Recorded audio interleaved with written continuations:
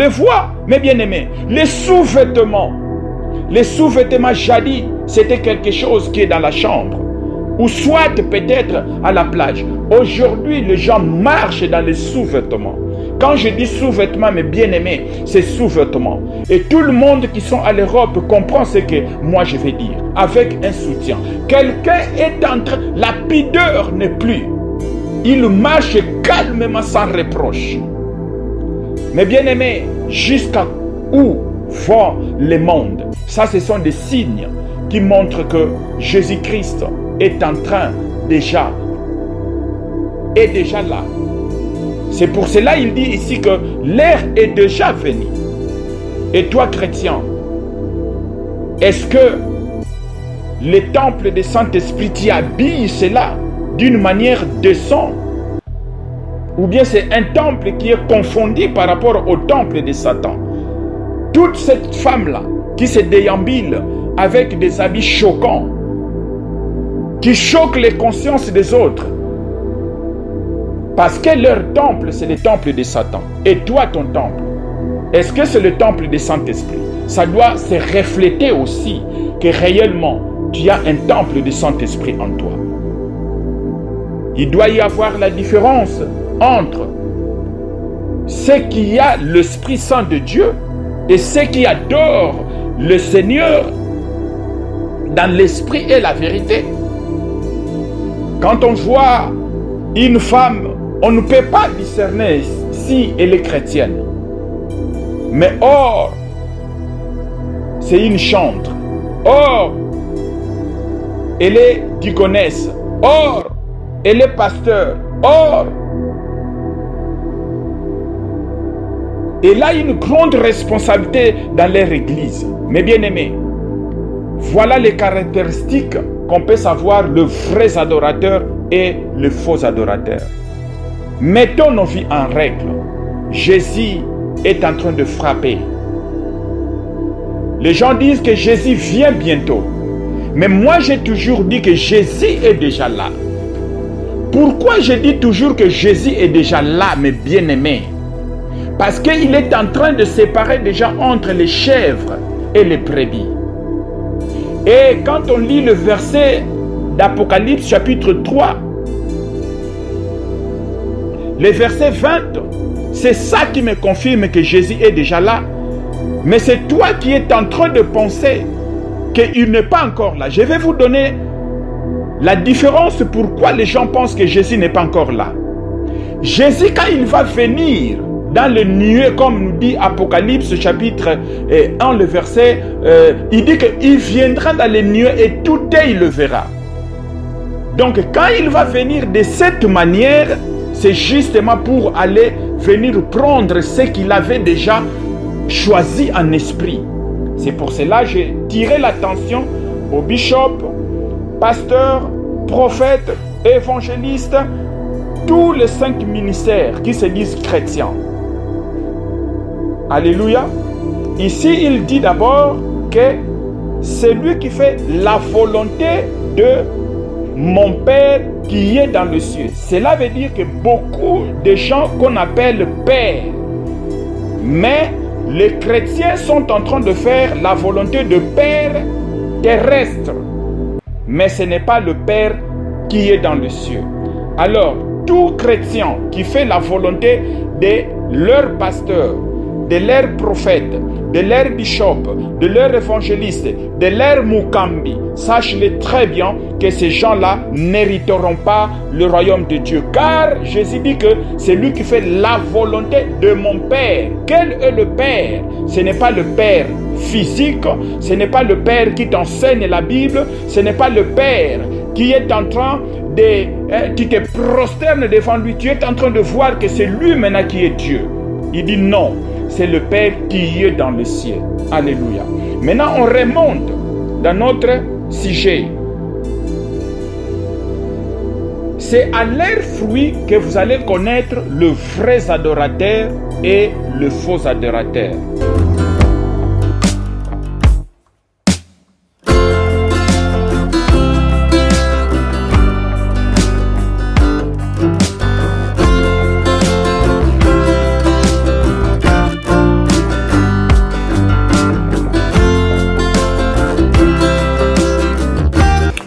Shalom, shalom à vous les enfants de Dieu. C'est bien moi votre frère, le pasteur Israël Nash. Je vous salue au nom de Jésus. Je suis précisément à Kinshasa. Naza responsable à Ophelina. Jésus est mon papa. Naye liboso na bino pour représenter bino bana o bozomona na bilili pe ba difficulté tozanango. Na bandaki musala o ça fait longtemps ya koboko la bana selon ainsi dit l'Éternel. Mais ba difficulté ezamingi difficulté ya loyer parce que tozo foutela et puis difficulté au foot la bana minerval pour to suite au bandaki to pesa qui avance mais tikali ndambo nazo banga ke bana oyo bakata classe bakoma nango na sukate.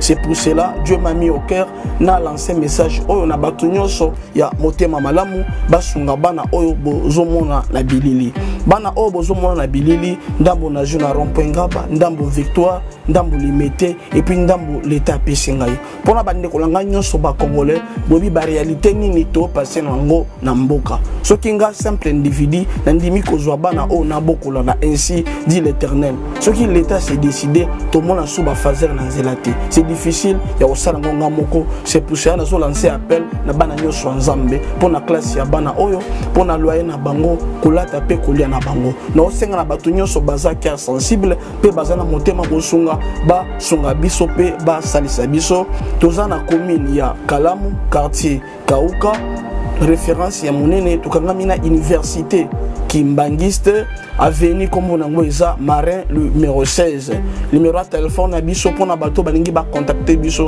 pona ba détail mosusu eza plus 243 89 72 32 229 nzamba pambola bato nyonso yo ba ko assister biso.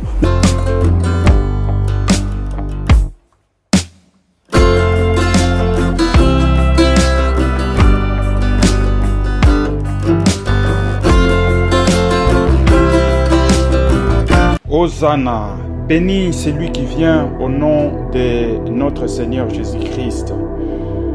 Je salue mes frères et mes sœurs partout dans le monde et là où vous êtes pris. Vous allez me suivre peut-être dans vos téléphones, dans les télévisions ou dans vos portables. Je vous souhaite la paix de notre Seigneur Jésus-Christ soit avec vous. Mais bien aimé, le Seigneur m'a mis à cœur pour venir parler aux pasteurs, aux prophètes, évangélistes et bishops et tout le monde qui porte les titres dans ce système de choses, y compris les frères et les sœurs, les simples frères et sœurs, en général le corps du Christ. Le Seigneur me dit ceci. Dans les livres de Jean chapitre 4, le verset 23 jusqu'à 24. Jean chapitre 4, verset 23-24. Je viens présenter ces messages que le Seigneur m'a parlé. Aujourd'hui, beaucoup de gens portent des titres dans les églises et beaucoup de gens se disent chrétiens, mais en réalité, vous n'êtes pas des chrétiens. Ou si je peux dire ça, nous ne sommes pas des chrétiens. Pourquoi? Parce que en considérant ces versets, beaucoup de gens lisent ces versets superficiels. Alors le verset est très clair si nous voulons comprendre cela, ce que le Seigneur m'a dit. Je vous amène dans une brève prière pour que le Saint-Esprit nous guide et puisse donner la compréhension à toute personne qui va écouter ces messages. Seigneur notre Dieu, le Dieu d'Abraham, le Dieu d'Isaac, le Dieu de Jacob, nous sommes venus devant ta sainte face par l'alliance que tu as conclue avec le sang de notre Seigneur Jésus-Christ. Aujourd'hui, nous bénéficions de cette grâce, car tu as promis à nos ancêtres que sa postérité devrait devenir grande comme les étoiles des cieux et les graines de sable. Nous voici, nous bénéficions de cette promesse. Voilà la raison pour laquelle nous nous prosternons devant ta sainte face pour que nous puissions aussi bénéficier de cette grâce. Seigneur, je viens présenter tout le monde qui vont suivre ces messages et le partager, afin que la grâce et la paix soient avec eux et qu'ils puissent bénéficier également de ces dons que tu nous as donnés et de ces bienveillances que tu as promis à nos ancêtres au nom de Jésus-Christ, notre Sauveur. Amen. Mais bien-aimés, sans plus retarder, c'est un verset que nous utilisons beaucoup, mais beaucoup de personnes comprennent cela d'une manière pas vraiment. Alors je viens de lire Jean chapitre 4, le verset 23 et le verset 24. Mais l'heure vient et elle est déjà venue, où les vrais adorateurs adoreront le Père en esprit et en vérité, car ce sont là les adorateurs que le Père demande. Verset 24, Dieu est esprit et il faut que ceux qui l'adorent, l'adorent en esprit et en vérité. Mais bien aimés, l'heure vient. Ça, c'est la parole de notre Seigneur Jésus-Christ. Quand il dit l'heure vient, et il précise encore qu'elle est déjà venue. Donc nous sommes en train de traverser une ère que les vrais adorateurs doivent adorer le Père en esprit et en vérité. Comment nous pouvons adorer le Père en esprit et en vérité? C'est ce que le Seigneur m'envoie pour venir expliquer aux enfants de Dieu. Mais quand il souligne le vrai adorateur, cela veut dire que s'il y a un vrai, il y a aussi un faux. Nous n'allons pas retarder là-dessus car nous savons qu'il y a beaucoup de faux adorateurs qui sont aussi dans l'église. Quand on parle des adorateurs, on ne voit pas le païen, mais on est en train de voir ceux qui s'appellent chrétiens. Il y a beaucoup de faux adorateurs. Comment nous pouvons discerner entre les vrais adorateurs et les faux adorateurs? Voilà la partie du message qui commence. Le Seigneur me donne le verset de Matthieu chapitre 7, les versets 18 jusqu'à 20. Il dit ceci: un bon arbre ne peut porter de mauvais fruits, ni un mauvais arbre porter de bons fruits. Tout arbre qui ne porte pas de bons fruits est coupé et jeté au feu. C'est donc à leurs fruits que vous les reconnaîtrez. Alléluia. Et le verset 21 dit: ce n'est pas tous ceux qui me disent Seigneur, Seigneur, qui entreront dans le royaume des cieux, mais celui-là qui fait la volonté de mon Père. Soulignez, le Père qui est dans le ciel. C'est pour cela que j'ai tiré l'attention aux bishops, pasteurs, prophètes, évangélistes, tous les 5 ministères qui se disent chrétiens. Alléluia. Ici, il dit d'abord que celui qui fait la volonté de mon Père qui est dans le ciel. Cela veut dire que beaucoup de gens qu'on appelle Père, mais les chrétiens sont en train de faire la volonté de Père terrestre, mais ce n'est pas le Père qui est dans le ciel. Alors, tout chrétien qui fait la volonté de leur pasteur, de leur prophète, de leur bishop, de leur évangéliste, de leur mukambi, sache-le très bien que ces gens-là n'hériteront pas le royaume de Dieu. Car Jésus dit que c'est lui qui fait la volonté de mon Père. Quel est le Père? Ce n'est pas le Père physique, ce n'est pas le Père qui t'enseigne la Bible, ce n'est pas le Père qui est en train de... tu te prosternes devant lui, tu es en train de voir que c'est lui maintenant qui est Dieu. Il dit non, c'est le Père qui est dans le ciel. Alléluia. Maintenant, on remonte dans notre sujet. C'est à leurs fruits que vous allez connaître le vrai adorateur et le faux adorateur. Aujourd'hui, quelqu'un peut bien enseigner la sanctification. Aujourd'hui, quelqu'un peut bien enseigner la repentance. Aujourd'hui, quelqu'un peut bien enseigner le dépouillement à l'église. Mais est-ce que réellement sa vie aussi est conforme par rapport à ce qu'il enseigne? Quel est le comportement ou sa conduite en dehors de l'église, en dehors de l'enseignement? Est-ce que ces fruits sont bons ou sont mauvais? C'est pour cela que Jésus-Christ souligne qu'un arbre, quand cet arbre est mauvais, ça ne peut jamais porter de bons fruits. Et un arbre qui est bon également ne peut jamais porter de mauvais fruits. C'est-à-dire, quelqu'un peut bien faire semblant d'être un bon arbre dans l'église, enseigner, mais il est en train d'être faire semblant devant les gens. Mais en réalité, le produit qu'il produit, c'est un produit qui est pourri, un fruit qui est pourri. Quelle est ta vie après avoir enseigné à l'église? Est-ce que tu es toujours pasteur? Tu es toujours prophète? Tu es toujours bishop? Même là où tu es toute seule et que personne ne te voit? C'est pour cela, c'est ce genre des adorateurs qui peuvent être appelés le vrais adorateurs. Alors, ces vrais adorateurs-là doivent adorer maintenant le Père en esprit. Comment on peut adorer le Père en esprit?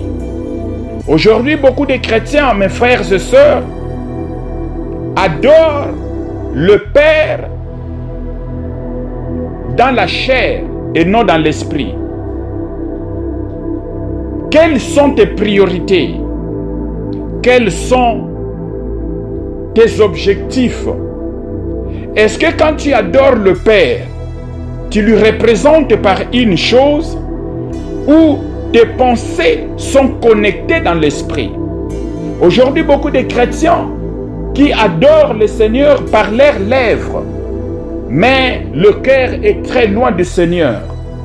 Quelqu'un qui est en train de faire la prière ou lire la Bible, mais il ne voit pas la manifestation, la présence du Saint-Esprit. Ce sont ces adorateurs qui sont faux, qui adorent le Père dans la chair. Un chrétien doit adorer le Père en esprit. Tous tes objectifs, tous tes projets. Et quand tu es dans l'esprit, tu dois être connecté avec le Saint-Esprit. Si tu n'es pas connecté avec le Saint-Esprit, cela veut dire que tu es en train d'adorer le Père dans la chair. Alléluia. Ça, c'est le premier point. Et adorer le Seigneur en esprit. Est-ce que quand tu dis le nom de Jésus-Christ de Nazareth, comment tu ressens? Mais bien aimés, soyons francs. Si tu dis le nom de Seigneur Jésus-Christ de Nazareth, si tu ne sens rien au-dedans de toi, sache-le bien que tu es en train d'adorer le Seigneur dans la chair. Justement le nom de Seigneur Jésus-Christ de Nazareth. Pendant que je suis en train de parler, c'est lui qui va répéter avec moi. Le Seigneur Jésus-Christ de Nazareth. Quand tu répètes, tu sens la connexion du Saint-Esprit au-dedans de toi. Ça te connecte avec le ciel. Cela veut dire que tu es en train d'adorer le Seigneur, Dieu le Père en esprit. Si tu dis Seigneur Jésus-Christ de Nazareth et que tu ne vois pas une connexion, tu ne sens pas la présence du Saint-Esprit en toi, sache-le bien, mes bien-aimés, tu dois multiplier les efforts pour chercher ce Dieu-là. Sache-le bien que tu ne lui es pas encore connu. Sache-le bien que tu as encore du travail à faire. C'est ça le mystère qui réside dans ces versets de Jean chapitre 4, le verset 23 à 24. Et le deuxième point, en vérité. Maintenant, comment tu dois savoir que tu es en train de prier le Père en vérité. Mes bien-aimés, la vérité, c'est la parole de Dieu. Est-ce que ta conduite, ton comportement, tes décisions sont liées dans la parole de Dieu? Est-ce que tu ne sors pas en dehors de la parole de Dieu? Ça, c'est le premier point. Deuxième point, il n'y a pas un petit mensonge, il n'y a pas aussi un vrai mensonge. Toute ta vie, quel que soit quelque chose qui va écouter ta vie, mais tu dois apprendre à dire la vérité. Mais bien aimé, sache-le très bien. Quand quelqu'un par exemple t'appelle au téléphone, tu es à Victoire, mais toi tu dis que non, je suis en ville. Mais bien aimé, le ciel a déjà noté que tu as menti. Nous devrons chercher à marcher dans la pureté. La Bible dit dans le livre de 1 Pierre, chapitre 1, le verset 15 à 16, que Dieu est pire, Dieu est saint. Il nous a appelés, nous devons être aussi saints comme lui. Car personne ne verra le Père si seulement que il n'y a pas la sanctification en toi. La vie de sanctification, cela veut dire qu'il faut marcher comme le Seigneur est. Et la Bible nous dit dans le livre d'Ésaïe que l'impie n'entrera pas dans le royaume des cieux. Ça, c'est le temps. Seigneur Jésus-Christ dit que l'heure est déjà là, mes bien-aimés. L'heure est déjà là. C'est le temps de se sanctifier. C'est le temps de marcher dans la vérité. Tu as mangé, par exemple, ou on t'a donné, tu as mangé, mais tu dis que je n'ai pas mangé. On t'a donné 500 francs d'aller acheter quelque chose. Tu arrives là-bas et que tu as, comment on appelle ça, hein, au cacoli. Au lieu de prendre cette chose-là à 500 francs, tu as pris ça maintenant en 3 francs. Et 300 francs, pardon. Et les 200 francs, tu mets dans la poche. Quand tu arrives, tu dis à la personne que voilà, j'ai acheté quelque chose. Comme tu m'as envoyé, tu sais que c'est 500 francs. Mais tu as acheté ça à 300 francs. Mais les 200 francs, tu as mis dans la poche. Mais bien aimé, tu n'es pas un vrai adorateur. Tu ne marches pas dans la vérité. Et la Bible dit que c'est ce genre d'adorateurs que le Père est en train de chercher. Mais bien aimé, nous ne pouvons jamais prier Dieu dans la chair, car lui-même, il a dit qu'il est esprit. Et il faut que ceux qui l'adorent également doivent aussi l'adorer en esprit et en vérité. Donc, si les fruits que tu manifestes sont encore dans la chair, ta manière d'avoir les choses comme un païen, tes préoccupations comme tu es une sœur, mais comme tu t'habilles comme une prostituée, le phare à joues, le pantalon qui dessine tous les parties intimes. En fait, ta vie reflète toujours comme quelqu'un qui est dans le monde. Tu n'es pas un vrai adorateur, c'est lui qui adore le Père en esprit et en vérité. Adorer le Père en esprit et en vérité, c'est se conformer à la manière dont Dieu lui-même est, parce qu'il est esprit. Alléluia. Voilà ce que nous devrons retenir.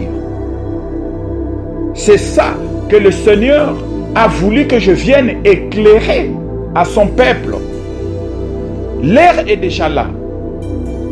Est-ce que tu es en train d'adorer le Seigneur en esprit et en vérité?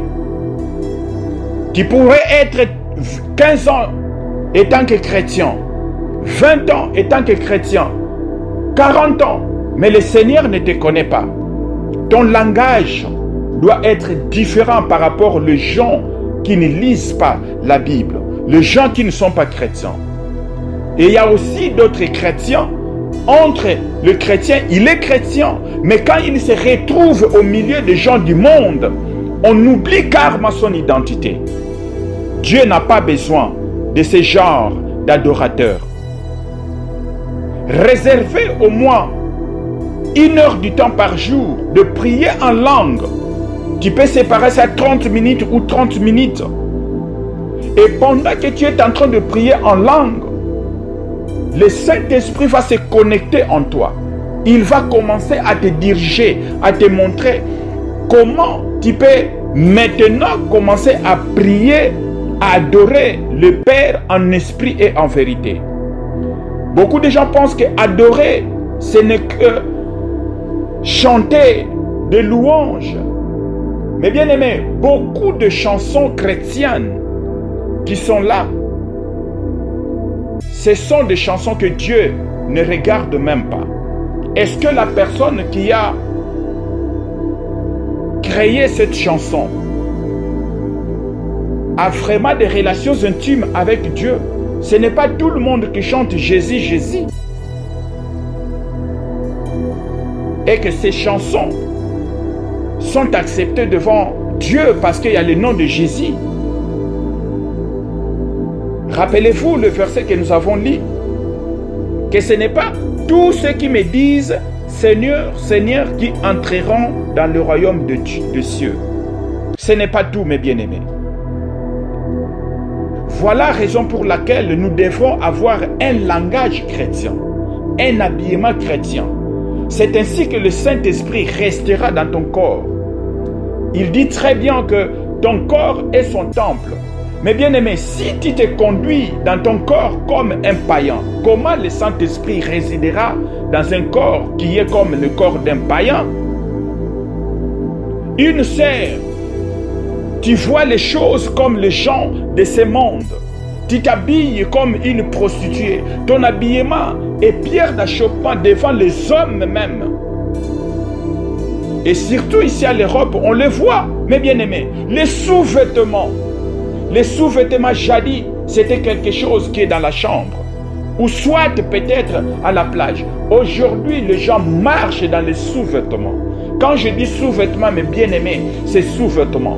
Et tout le monde qui sont à l'Europe comprend ce que moi je vais dire. Avec un soutien. Quelqu'un est en train... La pudeur n'est plus. Il marche calmement sans reproche. Mais bien-aimés, jusqu'à où va le monde? Ça, ce sont des signes qui montrent que Jésus-Christ est en train déjà là. C'est pour cela qu'il dit ici que l'heure est déjà venue. Et toi, chrétien, est-ce que le temple du Saint-Esprit t'y habille cela d'une manière décente? Ou bien c'est un temple qui est confondu par rapport au temple de Satan?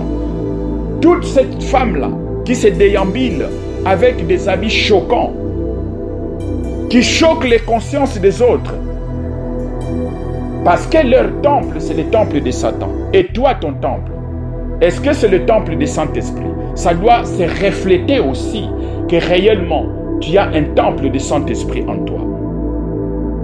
Il doit y avoir la différence entre ceux qui a l'Esprit Saint de Dieu et ceux qui adorent le Seigneur dans l'esprit et la vérité.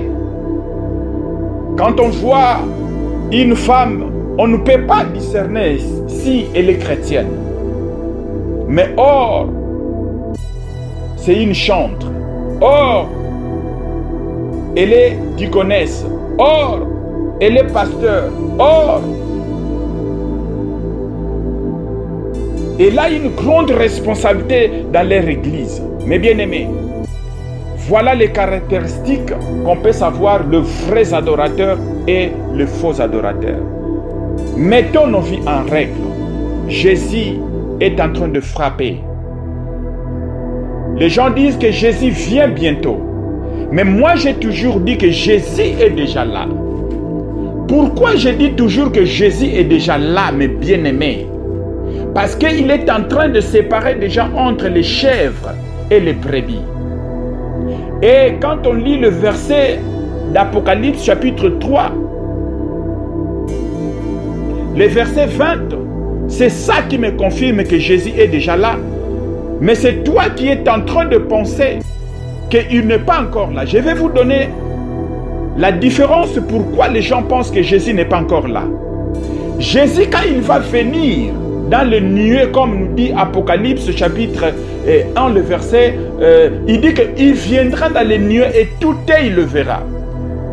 Donc quand il va venir de cette manière, c'est justement pour aller venir prendre ce qu'il avait déjà choisi en esprit. Ceux qui se sont déjà séparés entre brebis et chèvres. Regarde, l'apôtre Jean a dit ceci, Apocalypse chapitre 3, le verset 20. Voici, je me tiens à la porte et je frappe. Si quelqu'un entend ma voix et ouvre la porte, j'entrerai chez lui. Je souperai avec lui et lui avec moi. Voilà le temps que nous sommes en train de passer, mes bien-aimés. C'est ce temps ici que le Seigneur Jésus-Christ dit que l'heure est déjà là. Comment le Seigneur Jésus-Christ est en train de te parler, ma soeur? Comment il est en train de te parler, mon frère? C'est par le moyen de ses serviteurs. C'est par cette voix ici que tu entends maintenant. C'est par la voix d'un frère. C'est par les écritures qui est écrites dans la Bible. C'est par les songes. C'est par les visions. Comme est écrit dans le Job chapitre 33, les versets 15 à 16, que Dieu tantôt parle d'une manière ou d'une autre. Dans les visions, dans les rêves, quand nous dormions, en profond sommeil, Dieu prend ses pensées, il vient t'inculquer. Mais toi, tu es là, quand tu te réveilles, tu dis, ah, c'est justement un rêve, et tu continues ta vie. Au dernier jour, Dieu dira que tu n'étais pas un vrai adorateur. Or, la Bible nous dit que c'est maintenant ici qu'il est en train de frapper. Si tu entends sa parole, n'endurcis pas ton cœur. Car le verset 22 dit que celui qui a des oreilles entende ce que l'Esprit dit aux églises. L'Esprit de Dieu est en train de te parler. C'est ainsi que tu adoreras le Père en esprit et en vérité. Quand tu pries, quand tu appelles Seigneur Jésus-Christ de Nazareth, si tu ne ressens rien au-dedans de toi, sache-le bien que tu dois améliorer ta relation avec le Seigneur. Cela veut dire que tu ne pries pas le Seigneur en esprit et en vérité.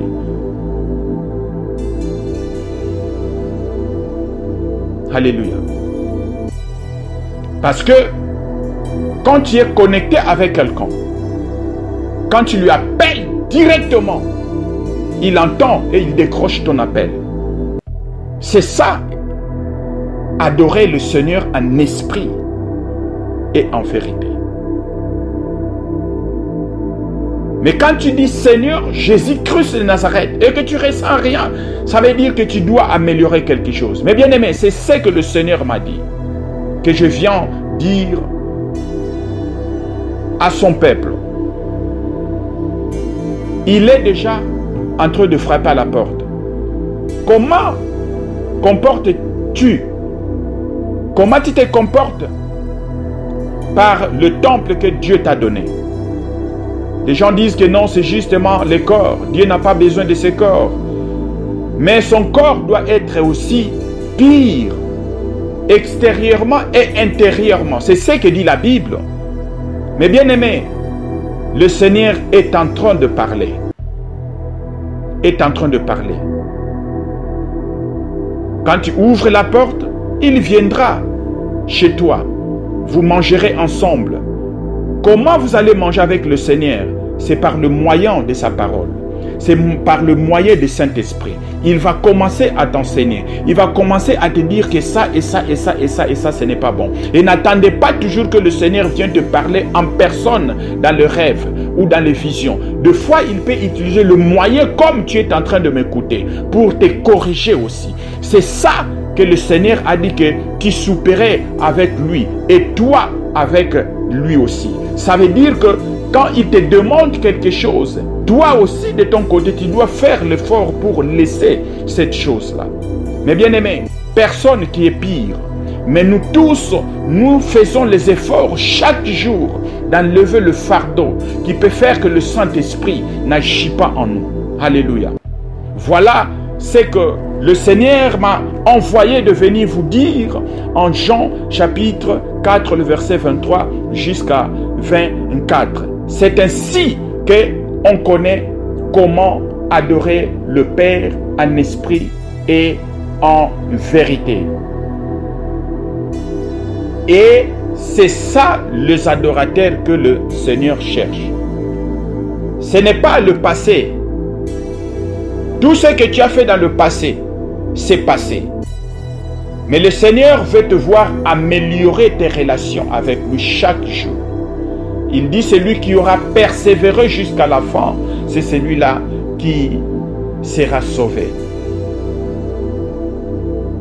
Que toute personne qui a des difficultés de savoir comment il peut marcher avec le Seigneur, comment il peut adorer le Seigneur en esprit, surtout que nous avons insisté, eux, en vérité. Si tu dis, Seigneur Jésus-Christ de Nazareth, et que tu sens rien au-dedans de toi. Mais bien aimé, je le répète encore, le Seigneur me dit que améliore tes relations. Cela veut dire que toutes les prières que tu fais, tout ce que tu fais, tu es en train de faire ça dans la chair. Il n'y a pas la connexion avec lui. Alors je te demande de prendre ta main droite, pose sur ton cœur. Je vais prier avec toi. Je vais te connecter maintenant avec le ciel. Car le Seigneur m'a dit, je suis là pour délier les gens qui sont captifs, pour les amener au salut, pour les amener dans la voie du Seigneur. Alors, pose ta main droite sur ton cœur. Ô Seigneur Jésus-Christ de Nazareth, je viens devant ta présence. Cette sœur qui a posé sa main sur son cœur, ce frère qui a posé sa main sur son cœur, que les feux du Saint-Esprit brillent au-dedans de lui. Tout ce que tu n'as pas planté. Tu as dit dans le livre de Matthieu chapitre 7, le verset 18 à 19, qu'un arbre pourri ne peut jamais produire de bons fruits. Seigneur, je déclare et je confesse que cet homme, oh Dieu, que cette sœur, à partir de maintenant, qu'il soit un bon arbre, qu'il soit un bon arbre, afin qu'il puisse produire de bons fruits. Je lui connecte avec l'Esprit de Dieu vivant. Je te connecte avec l'Esprit de Dieu vivant. Je te connecte avec l'Esprit de Jésus-Christ de Nazareth. À partir de maintenant, que ton cœur puisse être réceptif, que ton esprit puisse être réceptif, que ton âme puisse être réceptif, afin que tu puisses recevoir le Saint-Esprit, afin que ton esprit se connecte avec l'Esprit de Dieu, afin que tu puisses lui adorer en esprit et en vérité. Au nom puissant de Jésus, que toute chose qui est en train de faire une barrière en toi, que tu ne puisses pas te connecter avec lui, quand tu cites son nom, je le brise au nom de Jésus, je le brise au nom de Jésus. Je les brise au nom de Jésus. Que tout obstacle, au nom puissant de Jésus-Christ, j'envoie le feu, j'envoie le feu, j'envoie le feu, j'envoie le feu, j'envoie le feu, que ça puisse brûler tout arbre que le Seigneur n'a pas planté au-dedans de toi. Au nom de Jésus-Christ de Nazareth. Merci Seigneur Jésus. À toi, ô Seigneur, l'honneur, la puissance et la gloire au siècle des siècles. Dis Amen ma soeur. Dis Amen mon frère. Pendant que tu as écouté cette prière, tu as senti la présence de Saint-Esprit au-dedans de toi. Maintenant, ça c'est ta marche. Commence à marcher avec le Seigneur. Commence à adorer avec le Seigneur. Car il est en train de chercher ses vrais adorateurs.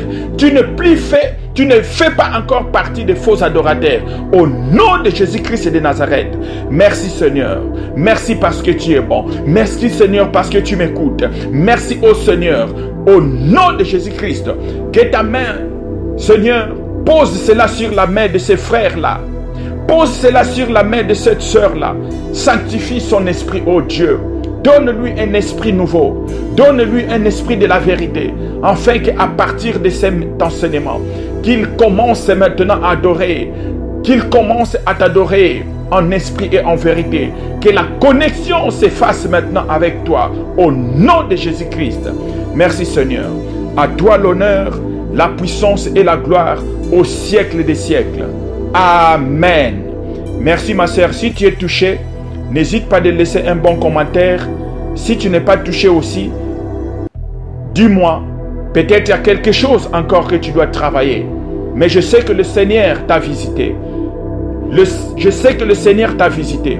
Vois les choses dans l'esprit ma sœur. Vois les choses dans l'esprit mon frère. Tu ne peux pas faire une marche avec le Seigneur si tu es toujours dans la chair, si tu es toujours négatif. Pour faire une bonne marche avec le Seigneur, il faut que toi tu sois aussi dans l'esprit, car il est esprit. Car il est esprit. C'est ainsi que toi aussi tu dois être en esprit, afin que vous puissiez faire une marche ensemble avec lui. Au nom puissant de Jésus-Christ. Merci. Partagez ce message. Pendant que tu es en train de partager, toi aussi tu es en train de contribuer aussi à l'évangile. Au nom puissant de Jésus. Soyez bénis. Que la paix de notre Seigneur vous accompagne. Au nom de Jésus-Christ. Amen.